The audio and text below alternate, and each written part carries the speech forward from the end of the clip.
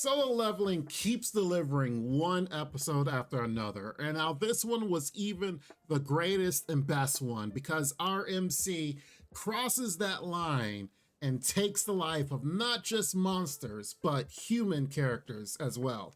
But of course, he was pushed up against the wall. Either he had to kill him or the system was going to kill him. So he pretty much had no choice. But regardless of that fact, the deed is done and his switch has been flipped, and he will hunt both man and monster. Now, after watching this episode, one of the things that I found, or one of the things that I was thinking about was, good thing that the dungeon collapsed right after everything happened.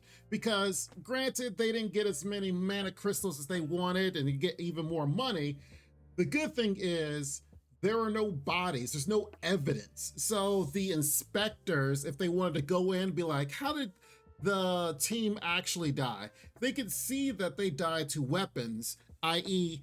his dagger cutting the heads off people, and it's not necessarily the monster crushing people. So it's great that everything collapsed, all evidence is hidden, and they make it out, and it's only their word as far as what happened in the dungeon. Oh yeah, the boss took them out, and we're the only survivors, and everything cleared. We saw evidence in the past that it really does matter as far as what happens in the dungeon if the inspection team can find out what has happened. So for example, when our MC left the altar dungeon, where basically the statues and such, they even said that they corroborated the story of the survivors by the dead bodies of everyone else that was there. So when the dungeon transformed to a regular cave and there wasn't the statues everywhere, the bodies of everyone was still there. And they did say that. So they could be like, okay, so it wasn't, i.e. the survivors killed everyone else off. Everyone that survived is saying the exact same thing of what happened, followed up by the evidence of the bodies, like, oh, that guy just has his legs left, you know, by saying, oh yeah, a laser just basically obliterated him and only thing left was his legs. Okay, legs over there, that makes sense. The inspection team's able to be like, okay, this is the truth of the dungeon, witnesses corroborated, evidence shown. Well, in this case, the dungeon collapses.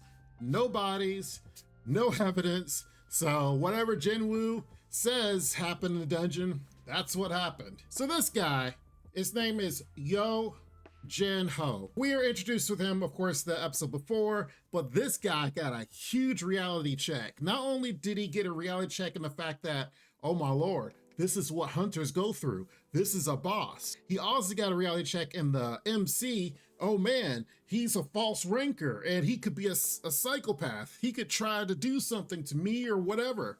And then actual hunters trying to kill them. So he's had multiple things happen in his very first debut, very first dungeon run that this guy has ever had.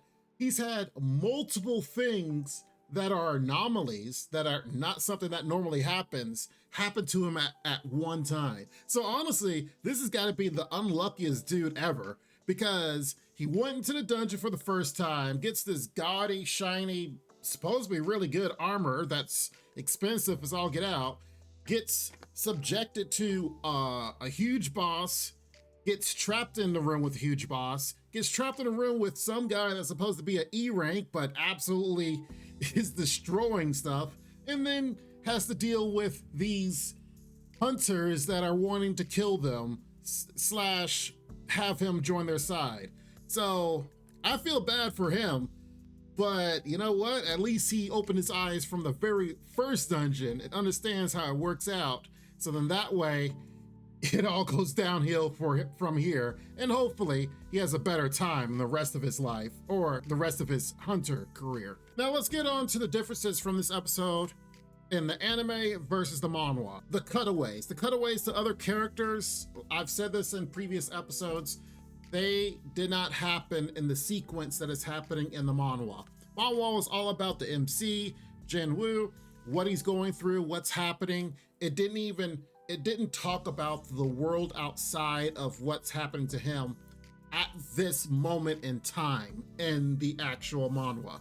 Now, As far as the anime, one, you gotta fill up time, and two, it helps in world building, character development, understanding other people other than the MC, and seeing what is happening in the actual world that hunters have to deal with. Who are their bosses, the guilds? I mean, it had a really good example about the girls just sitting down, having a chat, eating, having fun, and just talking about their career as far as, oh, what's happening in my guild? What's happening in your guild? Kind of being relatable. It's like, oh, these girls go to coffee shop and talk about their jobs, yet their jobs are hunters. So, it's actually a good thing that they do this to kind of break away from the, oh my lord, it's action 24/7. Now, there was a lot of differences, including these guys. From the beginning, when they came back into the dungeon room, in the manhwa, they seemed to be more surprised that the boss was dead. In the anime episode, they were like, oh, the boss is dead. Oh, his armor, okay. They were kind of like, matter of fact, but in the manhwa was like, oh my lord, how did that happen? And then they kind of piece it together like, oh, maybe his armor helped them survive. Okay, I understand. Also, when they were trying to recruit Jinwoo, they were basically saying, hey, you know what? Come over to my side, come over here and kill that guy. And by killing him, you can join us. Well, in the manhwa, Jinwoo turned to the MC, was like, could I do this? And of course, MC was like, I mean, if you want to betray me, you betray me. It's nothing new. And of course, it's siding with our MC. In the anime, they kind of did the little zoom in cutaway as he's walking to make you think, oh man, is he actually going to try to stab the MC? Is he going to try to, what is he doing? Why is he panning, walking? So it was more implied than actually stated. It wasn't like he just turned around and asked the MC. It was kind of like implied, like, what is he going to do? What is going to happen here? And of course he sided with him. And you kind of figured that he was going to do that, but I will say I like the direction that they went with that, instead of just straight up saying, hey, what should I do? And then, thinking about it, it was more of a panning shot to see like, what the viewers were wondering, what is he gonna do, more so than anything else. Now, I will have to give credit to the anime because their depiction of his descent into killing, of course, something that he didn't want to do, but kind of was forced into it, which honestly, it was something he eventually is gonna have to do anyway. The more powerful you get, the more people that are gonna try to come for you and for your life. So it's great that he actually went through this experience, but the anime did a really good job of showing the images, showing the kind of black and white disparity and everything, like as he's really trying to rack his brain and thought process into, is this what I'm going to do? It was done very well, and I think a lot better in the anime, because it's more visual than the manhwa. And also, I've said this last time, he had more people to kill because the team, or the amount of people in a team, normally is 10, while in the anime it's showing 8. So in the anime, he only had to kill 6 people, while in the actual manhwa, he had to kill 8.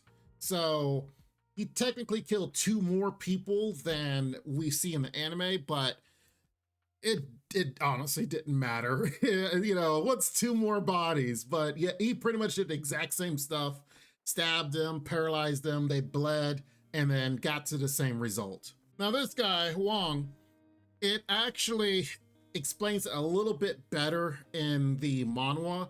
The reason why this guy powered up to put his resilience on, our MC went around slashing people, so he honestly thought the MC was a agile character, that he was more, maneuverable. And so he's like, oh, my tank build is going to be a better build because I'm stronger than him. He didn't realize that MC is has more points in the strength build more so than being agile.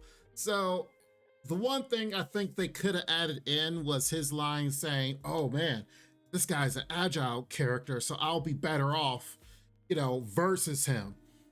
And then of course we get the scene where his face gets palmed, which was why he was more surprised than anything else, because he thought he was the strength character, when all of a sudden he's like, wait a minute, I'm on the floor. Wait, what happened here? That's why he was more surprised, because he thought he was up against someone that was quick and not strong. And finally, this last scene here where it actually starts raining.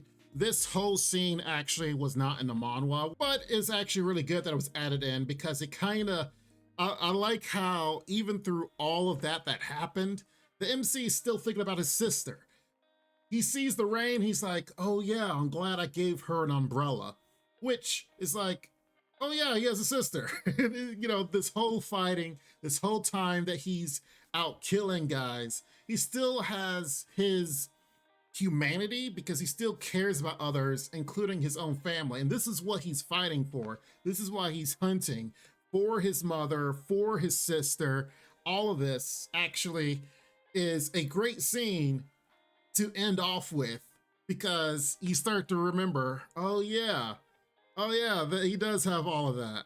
And even he himself starts to remember that. So I think it's a great thing that they use this scene, create this scene to kind of showcase a little bit more that he still has his humanity. He didn't abandon all hope and he's like, well, I'm a murderer now. I'm going to kill every single person with my strength.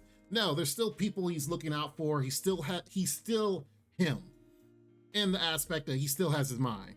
Now, he is him. Don't get me wrong, but yes, it's a great moment in this anime. So regardless, I hope you guys did enjoy this analysis and hope you learned a little bit. Overall, great episode. I hope you guys enjoyed it, because this flips the script and shows so much that this anime can do. I told you in the beginning that this could definitely be a bloody anime, and it gives no reservations. It straight up is like, there will be blood, there will be heads rolling, there will be all kinds of things happening, and it does all of that and more. Definitely make sure you guys like the video. Make sure you guys let me know what you guys think in the comments down below. Great episode. Can't wait to watch more of it, because this is going to continue to be a great show as it keeps going. You guys be safe, take care, and Lord willing, I will see you next time. Bye-bye for now. Make sure to check out the extra content on our Patreon page, and thanks to our current patrons. This ain't what you want, bitch, I'm a fucking phenomenon. Phenomenon.